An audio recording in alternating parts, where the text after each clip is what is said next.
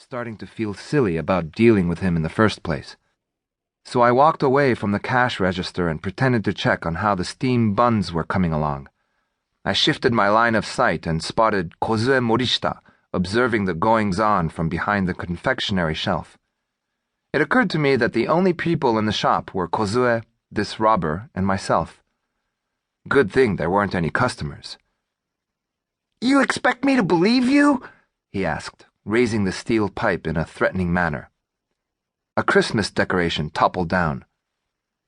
"What's not there is simply not there," I said. Clearly agitated, the man's head twitched to the right, again and again. A guy who believes in violence can get pretty restless the moment it fails him. "Now this here's a cash register," he said, raising his squeaky voice and pointing to the register with his steel pipe. "Just deposited the money at headquarters, so I'm telling you the truth. There's nothing here." I lifted the lid of the steamer and looked inside. The meat buns weren't ready yet. When it gets cold outside, they suddenly start selling fast. What's a deposit?" He was being terribly candid, but it certainly wasn't a question a robber should pose. "What do you think?" I began to tinker with the displays on the cigarette shelf. Just as before, Kozue was crouching down and monitoring the situation from behind a shelf full of curry-flavored snacks. Dissatisfied, the man stepped out of the store but returned immediately. Apparently, once outside, he'd become ticked off at me, his victim. "That's bullshit!" he shouted, whacking the photocopier with his steel pipe, which bent instantly.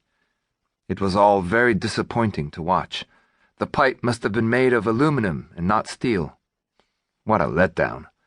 The photocopier made a dull thud as the green light inside went on a round trip. "You take me for an idiot, don't you?" The pipe fell and rolled across the floor, clanging lightly.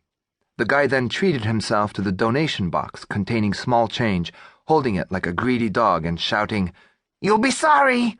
before rushing into the darkness outside.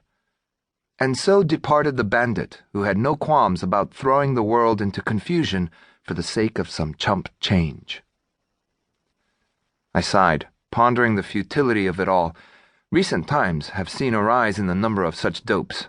Thanks to them, I've got more on my plate now than I ever did. Still, what are you going to do?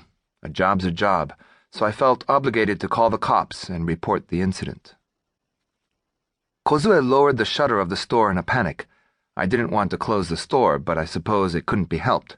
The Handbook of Regulations specifically states that in the event a robber sets foot in the store, we should lower the shutter immediately and stay focused on maintaining the status quo.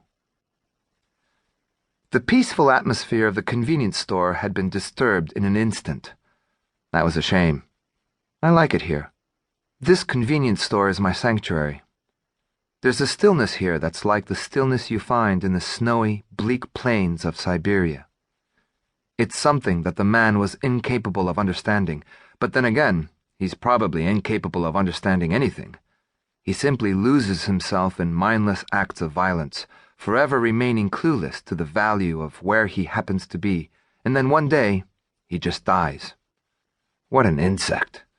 How can he call himself human? He disgusts me.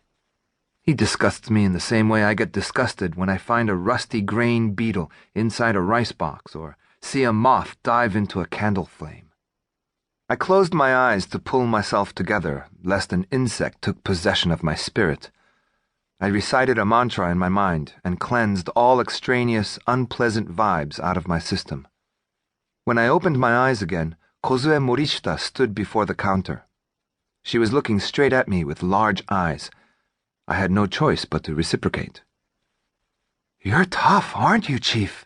she asked, blushing. "Most people would be crapping in their pants by now. I mean, that was a robber, a real-life robber." Kozue Morishita took care of the police, explaining all that was necessary, speaking to an officer as if she were casually chatting with a friend over a mobile phone, breathlessly explaining all that had transpired. "So you weren't able to see the man's face then?" "There's no way we could have. Like I said, his face was hidden with this humongous helmet he was wearing." I just stood there, chiming in now and then. There was nothing to it, but I'm not